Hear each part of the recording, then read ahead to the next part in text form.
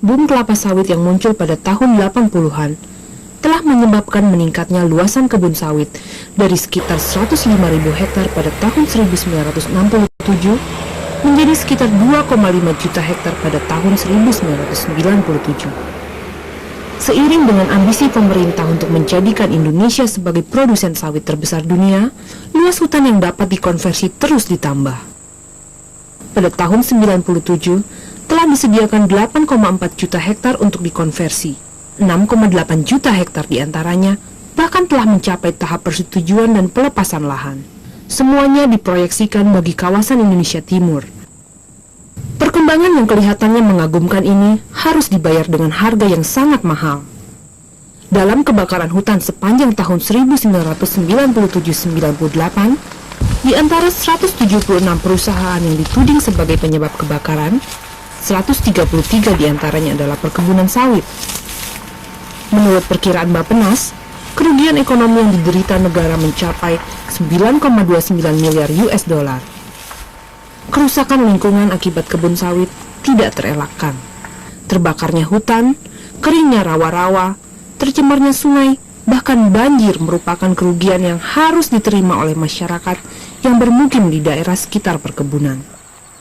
Masyarakat lokal yang biasa menggantungkan hidupnya pada hutan dengan berladang dan berburu harus beralih menjadi buruh kelapa sawit.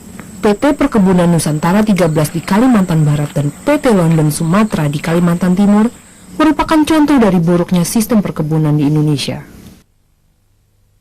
Beroperasi sejak tahun 80-an di Kalimantan Barat, PTPN 13 mengembangkan pola perusahaan inti rakyat perkebunan. Pada saat itu, PTPN mengatakan bahwa kelapa sawit akan memberikan kesejahteraan yang lebih baik bagi masyarakat dan pemerintah daerah setempat. Dengan diimingi janji-janji muluk penghasilan besar, rakyat terpaksa atau dipaksa menyerahkan 5 hektar lahan miliknya kepada PTPN dan hanya mendapatkan 2 hektar dalam bentuk kebun plasma yang harus dibayar secara kredit selama 10-15 tahun dengan bunga 12,5%. Aparat dijadikan tameng PTPN ketika melakukan negosiasi penyerahan lahan. Ya seperti yang saya katakan tadi bahwa PTP itu untuk mendapat tanah dengan cara ganti rugi, dan peranan aparat itu juga terbukti ada. Jadi sehingga rakyat yang sebenarnya pada waktu itu masih bertahan dengan lahannya dan sebagainya, kemudian aparatlah yang ke depan. Janji tinggal janji. Hingga saat ini kesejahteraan yang dijanjikan tak kunjung datang. Lebih buruk lagi, terjadi pemiskinan dan penciptaan ketergantungan akut petani plasma kepada PTPN. Selama 15 tahun, 30% dari hasil kebun plasma yang dikelola rakyat harus diserahkan kepada PTPN dengan harga jual buah sawit yang ditentukan secara sepihak oleh PTPN. Kalau harga turun dipanggillah mereka itu kan, jadi untuk melihat ataupun menyaksikan bahwa sebenarnya harga itu sudah ditetapkan di sana begitu. Jadi dampaknya koperasi ini yang mewakili daripada masyarakat boleh dikatakan diundang untuk menyaksikan hal yang sudah jadi. Hingga saat ini, sebagian besar masyarakat tak pernah menerima sertifikat atas lahan miliknya dan tidak pernah tahu untuk apa saja kredit yang dibayarkannya. Sementara itu, kontribusi bagi pemerintah daerah setempat tidak pernah dirasakan. Terhadap Pemda Sanggau sendiri, kami belum melihat adanya satu kontribusi umpamanya yang bisa dimasukkan dalam pendapatan hasil daerah. Nah, kemudian masalah jalan justru Pemda yang bangun. Jadi kiri kanan kebun yang ada di daerah Mulia umpamanya, itu jalan itu Pemda yang bangun, bukan PTP. London Sumatera Indonesia Tbk merupakan salah satu perusahaan perkebunan terkemuka di Indonesia. Berkantor pusat di Jakarta, perusahaan ini memiliki 3 anak perusahaan di Kabupaten Kutai Barat, Kalimantan Timur, yang semuanya adalah perusahaan perkebunan sawit. Pada akhir tahun 1996, ketiga perusahaan grup Lonsum ini, yaitu PT Lonsum Indonesia, PT Lonsum Internasional, dan PT Gelora Mahapala, melakukan pembukaan lahan dan penanaman pada 3 kecamatan, Jempang, Muara Pahu, dan Bongan. Dalam ekspansinya, grup langsung menggusur masyarakat adat Dayak Benuak yang telah mendiami kawasan tersebut selama ratusan tahun.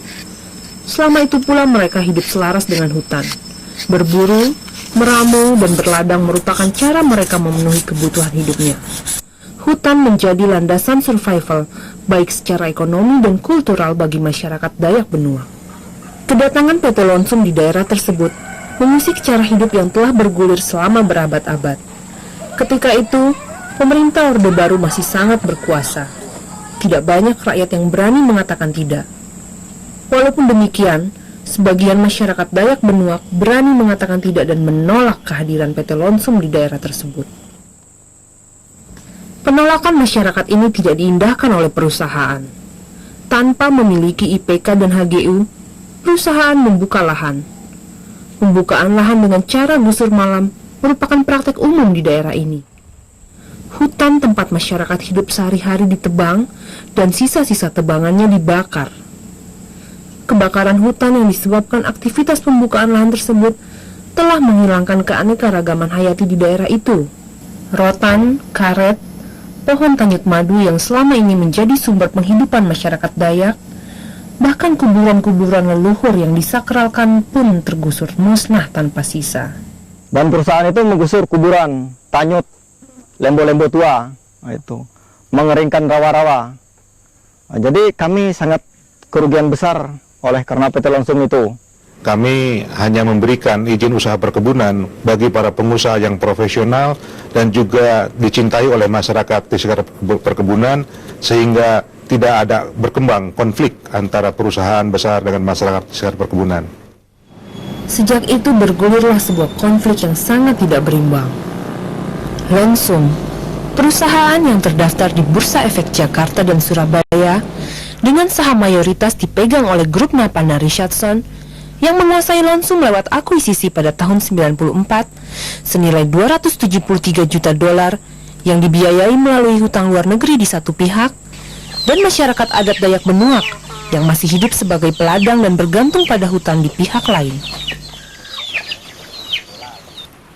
Malang bagi Lonsum, krisis ekonomi Indonesia yang berbuah larangan ekspor CPO membuatnya kesulitan melunasi hutang-hutangnya. Kesulitan keuangan yang dialami Lonsum belum terselesaikan sampai saat ini. Hingga akhir tahun 1999, total hutang Lonsum mencapai 254 juta dolar. Manajemen Lonsum galau menghadapi masalah utangnya. Selama itu pula konflik dengan masyarakat adat Benuak terus berlangsung. Selagi Lonsum yang memiliki hutang luar negeri sebesar 254 juta itu mendatangkan keuntungan bagi para pemegang saham utama serta perusahaan-perusahaan pribadi mereka, rakyat Dayak Benuak tidak bisa mendapatkan kompensasi yang layak bagi hidup yang tergusur dan tanah yang terampas. Mereka marah, menduduki, dan kemudian membakar basecamp perusahaan yang berdiri di atas tanah-tanah mereka.